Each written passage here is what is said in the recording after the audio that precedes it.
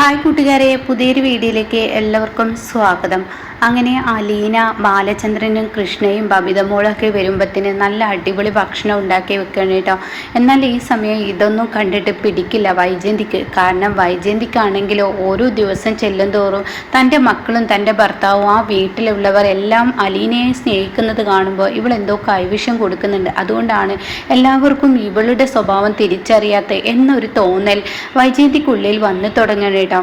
അങ്ങനെ പിന്നീട് വൈജയന്തി എന്ത് ചെയ്യും, അലീന ഉണ്ടാക്കി വെച്ച ഭക്ഷണത്തിൽ ആരും അറിയാതെ നല്ല എരിവും പുളിയും ഉപ്പും ഒക്കെ ചേർക്കുന്നുണ്ട് കേട്ടോ. പിന്നീട് അലീന വാഷിംഗ് മെഷീനിലോട്ട് ഡ്രസ്സ് കൊണ്ടിടാൻ നേരം അലീനയോട് വൈജയന്തി പറയാണ്, എങ്ങോട്ടാ മോള് പോകുന്നത്?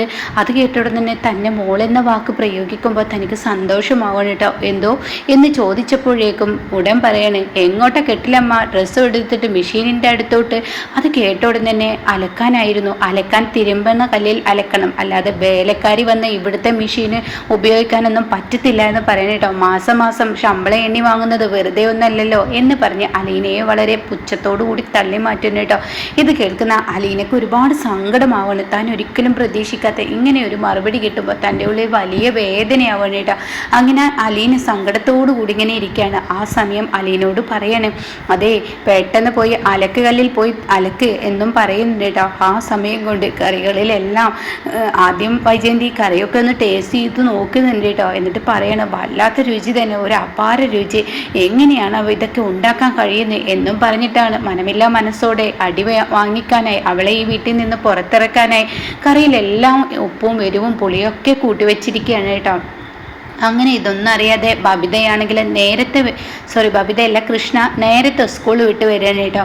അങ്ങനെ കൃഷ്ണമോള് അലീനേച്ചി അലീനേച്ചി എന്ന് പറഞ്ഞ് വിളിച്ചിട്ടാണ് വരുന്നത്. തന്നെ വിളിക്കാതെ കണ്ട് തൻ്റെ മക്കൾ ഒരു വേലക്കാരി പെണ്ണിനെ വിളിക്കുന്നത് കേൾക്കുമ്പോൾ മൊത്തത്തിൽ അങ്ങ് ദേഷ്യം വരികയാണ് വൈജയന്തിക്ക്. അങ്ങനെ വൈജയന്തി ദേഷ്യത്തോടു കൂടി നേരെ പോകുന്നത് കൃഷ്ണമോളുടെ മുന്നിലോട്ടാണ് കേട്ടോ. ഇവിടെ നിൻ്റെ അമ്മയൊന്നും ഇല്ലടി, അമ്മയെ വിളിക്കാതെ കണ്ട് ഒരു വേലക്കാരി പെണ്ണിനെ വിളിക്കാൻ എന്താ അമ്മേ ഇങ്ങനെയൊക്കെ സംസാരിക്കുന്നത്?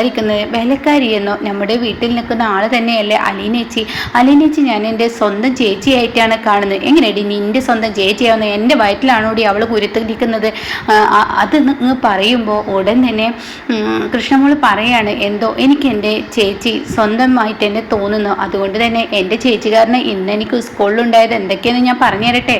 അത് കേട്ടതിനോടുകൂടി എന്താടി നിൻ്റെ ചേച്ചിക്കാരന് നിൻ്റെ മാനം മൊത്തം പോയോ എന്നൊക്കെ പറഞ്ഞ് വളരെ മോശമായി തന്നെ വൈജയന്തി സംസാരിക്കുകയാണ്. അത് കേട്ട കൃഷ്ണമോള് പറയാണ്, അമ്മക്ക് ഇങ്ങനെയൊക്കെ തന്നെ സംസാരിക്കാനേ അറിയുള്ളൂ. അമ്മയുടെ എടുത്തുചാട്ടം, ഏത് സമയം ആളുകളോട് നല്ല രീതിയിൽ നമുക്ക് പെരുമാറാനേ അറിയില്ലല്ലോ. ഞാൻ അനുഭവിക്കുന്ന വേദന അമ്മ ഒന്ന് മനസ്സിലാക്കണം. ഇത്രയും നാളും നീ എന്ത് വേദനയാണ് അനുഭവിച്ചത് എന്ന് പറയുമ്പോൾ എനിക്കിപ്പോൾ നല്ലൊരു ബെസ്റ്റ് ഫ്രണ്ടിനെ എല്ലാം കൊണ്ടും നല്ലൊരാളെയാണ് എനിക്കിവിടെ കിട്ടിയിരിക്കുന്നത്. ഒരു അമ്മയായും അച്ഛനായും ഒരു ബെസ്റ്റ് ഫ്രണ്ടായും ഒക്കെയാണ് അലീന ചേച്ചി ഇപ്പം ഞാൻ കാണുന്നത്. എന്നാൽ എൻ്റെ ആവശ്യമില്ലല്ലോ, ഞാനിവിടെ നിന്ന് ഇറങ്ങിപ്പോ. എൻ്റെ പൊന്നമ്മേ, അമ്മയോട് വഴക്കിടാനെന്നല്ല ഞാൻ വന്നത്. ഞാനിന്ന് അലീനേച്ചി കാരണം എനിക്ക് സ്കൂളിൽ ഒരു കഥാപ്രസംഗം എഴുതി തന്നിരുന്നു. അതിലെനിക്ക് നല്ല അടിപൊളിയിൽ തന്നെ ഫസ്റ്റോടു കൂടി ഞാൻ അതിൽ വിജയിച്ചിരിക്കുന്നു എന്നൊക്കെ ഇങ്ങനെ പറയുമ്പോൾ, അതാണോ ഇപ്പോൾ അത്ര വലിയ കാര്യം എന്ന് പറഞ്ഞ് പുച്ഛിച്ച് തള്ളുമ്പോൾ, ഇന്നേ വരെ അങ്ങനെ ഒരു സമ്മാനം എനിക്ക് കിട്ടിയിട്ടില്ലല്ലോ, അങ്ങനെ ഒരു ഫസ്റ്റ് പ്രൈസ് ആ സ്കൂളിൽ എനിക്ക് കിട്ടിയിട്ടില്ലല്ലോ. അത് വായിച്ചു കേട്ട് എല്ലാവരും അത്ഭുതത്തോടു കൂടി നോക്കി നിൽക്കുകയാണ്. അങ്ങനെ അലീനയെ തിരക്കി കൃഷ്ണ വൈജയന്തിയെ തട്ടിമാറ്റി അവിടെ നിന്നും പോകുമ്പോൾ അലീന അലക്ക് കല്ലിൽ തിരുമ്പുന്ന ആ രംഗാണ്. എന്നാൽ വൈജയന്തി പിറകെ പോവാണ്.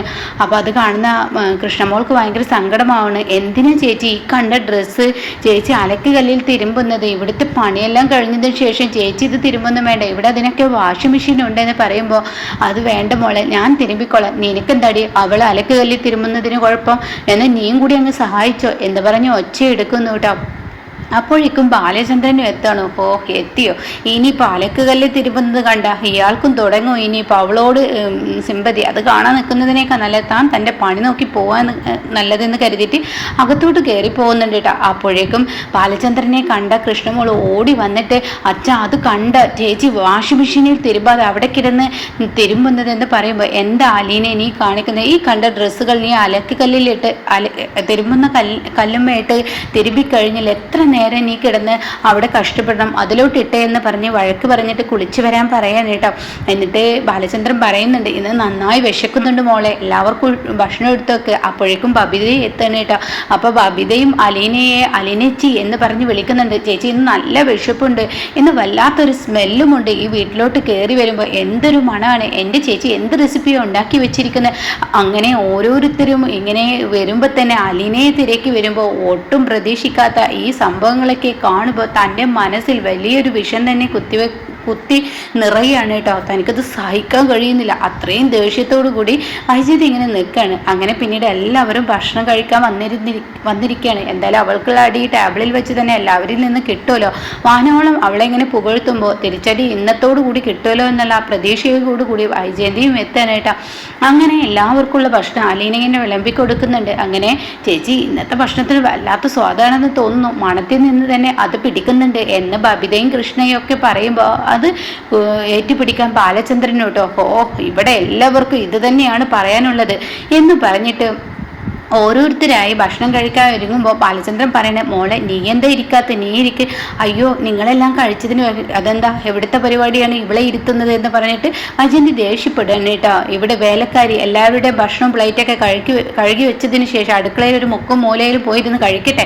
അത് കേൾക്കുന്ന കൃഷ്ണമോൾ അങ്ങനെയൊന്നും വേണ്ട. അപ്പോഴേക്കും ബാലചന്ദ്രൻ പറയണേ, ഇരിക്കും മോളെ, ഞാനാണ് എന്നോട് പറഞ്ഞത് എന്നും പറഞ്ഞിട്ട് അവിടെ പിടിച്ചിരുത്തുമ്പോൾ വൈജയന്തി അങ്ങ് തടയുകയില്ല. കാരണം അമ്മാതിരി പണിയാണല്ലോ വൈജയന്തി അവിടെ ആക്കി വെച്ചിരിക്കുന്നത്.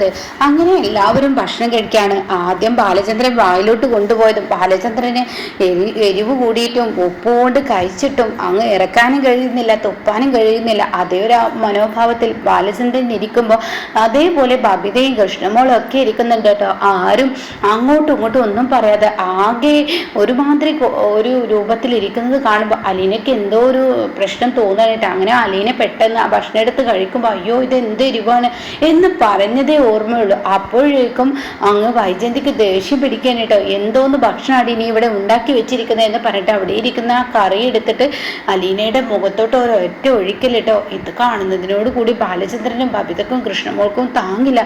എന്താ അമ്മ ഈ ചെയ്യുന്നത്, അലീന ചേച്ചിയുടെ കണ്ണിലേറ്റി കറി പോയിരുന്നെങ്കിൽ അന്നേച്ചിയെ കൊണ്ട് ഇവിടെ നിന്ന് ഓടേണ്ടി വന്നിരുന്നില്ലേ, എന്ത് പണിയാണ് അമ്മ ഈ കാണിക്കുന്നത് എന്നൊക്കെ പറഞ്ഞിട്ട് എല്ലാവരും ചൂടാവുമ്പോൾ ഉടൻ തന്നെ ബാലചന്ദ്രനും ഒരൊറ്റ അങ്ങ് വൈജയന്തിയുടെ കരണക്കുറ്റി നോക്കി അങ്ങ് കൊടുക്കണം കേട്ടോ.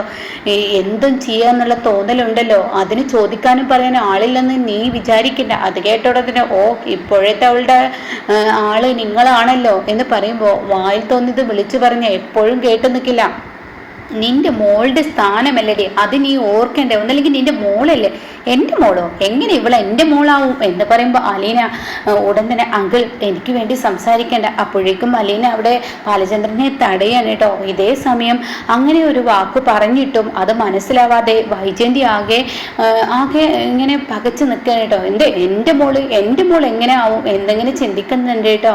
എന്നാൽ ഈ സമയം പിന്നീട് ഇങ്ങനെ ആലോചിക്കും. തൻ്റെ കഥകൾ പലവട്ടങ്ങളായി അലീന തൻ്റെ മുഖത്തടിച്ച് പറഞ്ഞിരുന്നതൊക്കെ ഇങ്ങനെ ഓർമ്മയിൽ വരുമ്പോൾ വൈജയന്തി ഇനി പൊട്ടിക്കരയുന്ന ഒരു നാളും വരാനിരിക്കുന്നുണ്ടേ.